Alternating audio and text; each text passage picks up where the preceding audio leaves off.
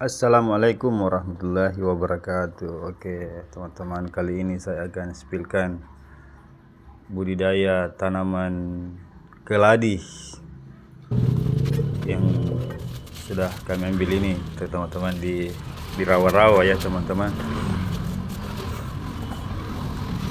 Dia hidupnya di rawa-rawa. Oke, kita lihat videonya berikut ini.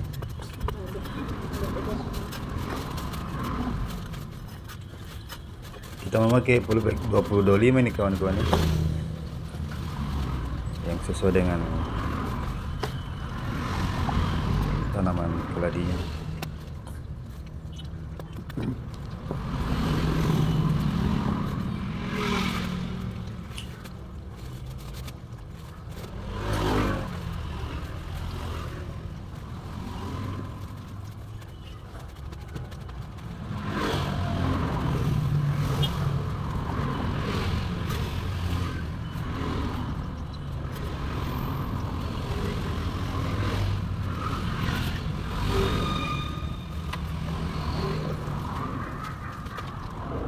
Setelah kita simpan di tempat yang teduh sekitar 2 minggu teman-teman, atau daunnya kalau sudah segar kembali kita boleh bawa ke tempat yang lebih terkena sinar matahari.